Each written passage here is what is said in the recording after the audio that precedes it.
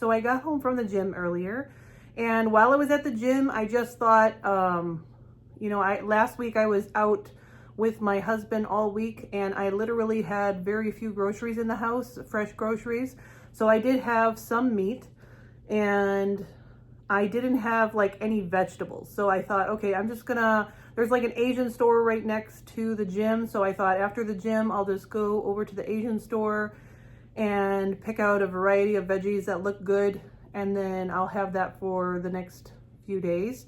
And while I was there, I happened to see just so many veggies that I did not even recognize. And I was like, you know what? I kind of remembered a friend of mine in college. I was in international club, and I had many international friends, but one of them, particularly the one that came into my mind tonight, was a Taiwanese friend of mine who told me one time that you would probably love eating more vegetables if you've ever visited Taiwan, because Taiwan has so many vegetables that you've never even heard of.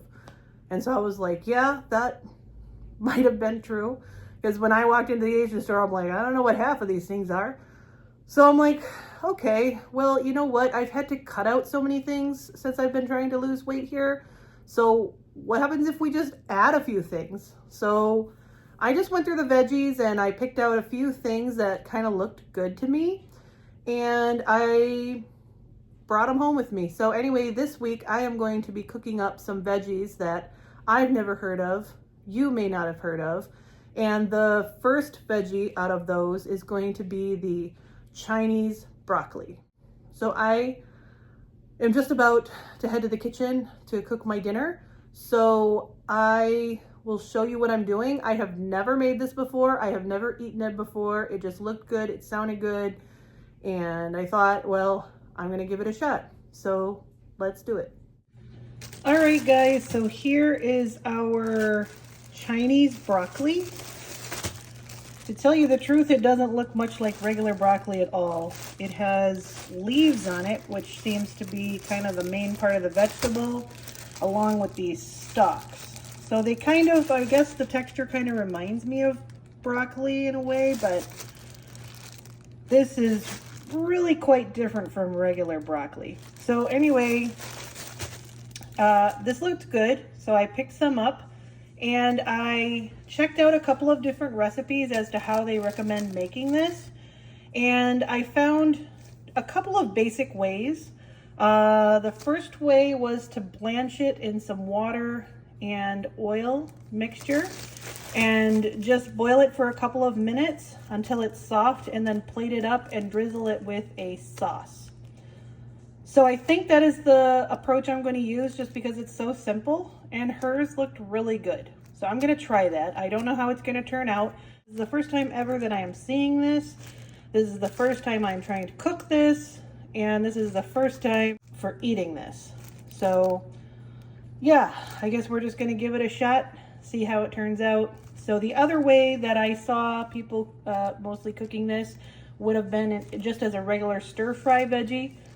So I might try that on just another occasion, just because I've stir-fried plenty of veggies in my time. I wanted to give this the other try, where you just boil it for 2 to 3 minutes and then top it with your sauce. All right, so let me get this out, get it chopped up. From my understanding, you just pretty much gonna cut it, depending if you want to stir fry it. Most people were suggesting cutting it in like 3 chunks all the way down. The ones who were boiling it were only basically cutting it in half after the boiling process. So let's just see how this goes. Okay, so I have removed this from the bag, and it's just basically, it smells just like broccoli, like regular broccoli. It is very petite, so kind of reminds me of broccolini, but it's got these giant leaves on it. So I'm just going to wash it, and I'm just going to probably just boil it whole like this, and then I'll cut it in half once it's done. All right, so let me get this washed up, and I'll come back and show you what I'm going to do with this. Okay guys, so I have rinsed these really well, and I've kind of trimmed them up if there was any leaves that didn't look good. Dried them off for the most part, so these are going to be ready to cook. Over here on the stove, I have added some water. You can see it here to my pan. And the method that I saw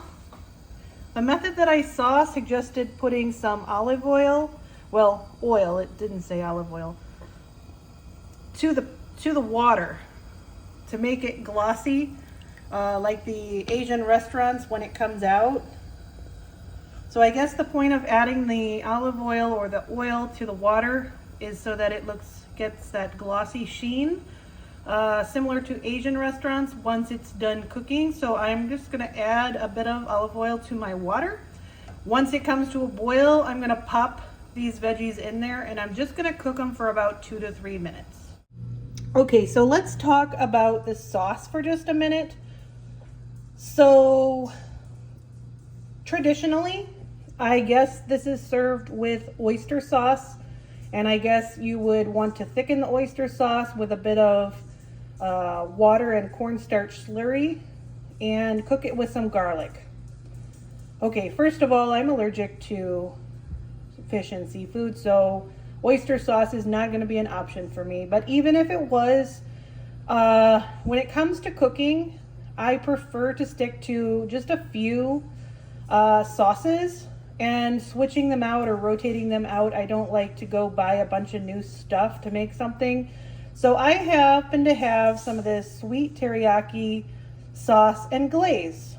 So I am just going to stir fry, like just fry in the skillet. I'm just gonna toast some garlic in a skillet, and I'm gonna add this sauce, and I'm gonna simmer the garlic and the sauce together, and then I'm going to top it, put it right over my vegetables. And so in terms of Asian sauces, I usually like to have a sweeter teriyaki, something with mandarin or orange teriyaki. This one says sweet teriyaki, but I like it to have a sweeter profile. That's my personal preference. But I like to keep one teriyaki in the fridge. And I tried this from Hungry Root. This is going to be my first try for this particular sauce, but I have it on hand. So this is what I'm using, keeping it super simple, along with some garlic and then these veggies. So that's gonna be it. This is gonna be a side dish. Let's see how it turns out. And also, I'm just kind of glancing at the ingredients. They look pretty solid. There doesn't look to be too many funny ingredients in here. There's some sugar, but I guess that's to be expected. We won't need to be adding any vinegar or sugar or anything. That's pretty much a complete sauce. And the sodium is 680 milligrams in about 2 tablespoons, but I don't foresee having to use very much of this. So maybe about a tablespoon or 2 would be plenty per serving. So I think that this is going to be okay. You know, I'll try to keep it at about 1.5 tablespoons per serving that I plan to eat, and that should keep my sodium within some sort of a reasonable range. All right, so my water is now boiling, so I'm just going to add these veggies in. I'm just going to cook them for about 2 to 3 minutes. So I have boiled my veggies for about 2 to 3 minutes. It was closer to 3 minutes.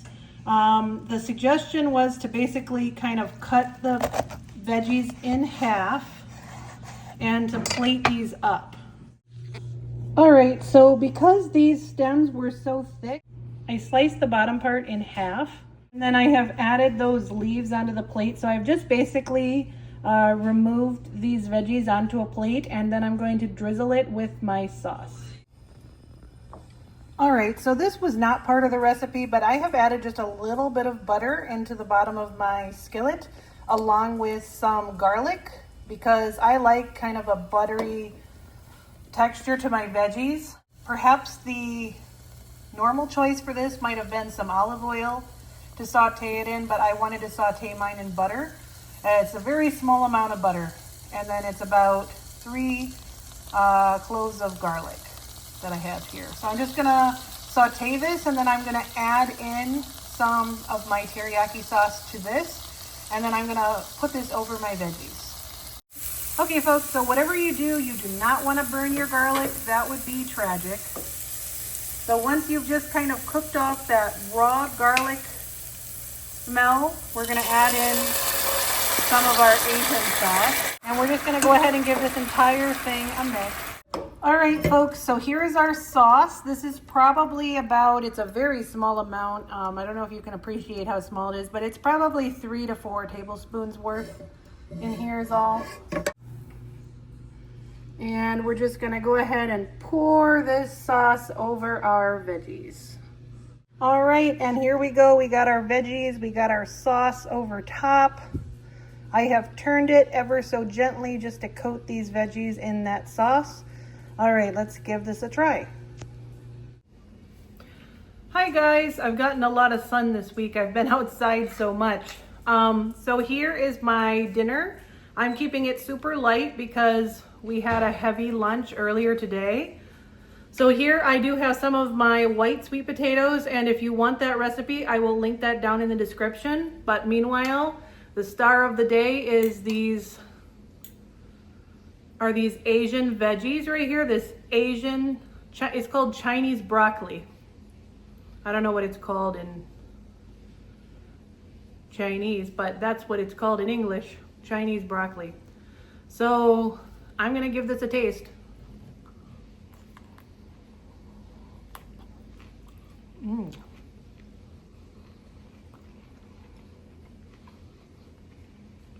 So I cooked this for 3 minutes, and 3 minutes seems to be a very good amount of time. They are still crisp, but they are soft, and it has a really nice flavor.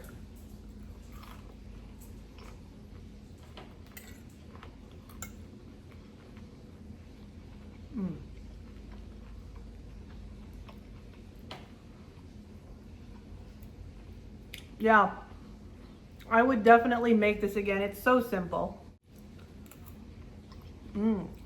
Oh, the leaves are really good.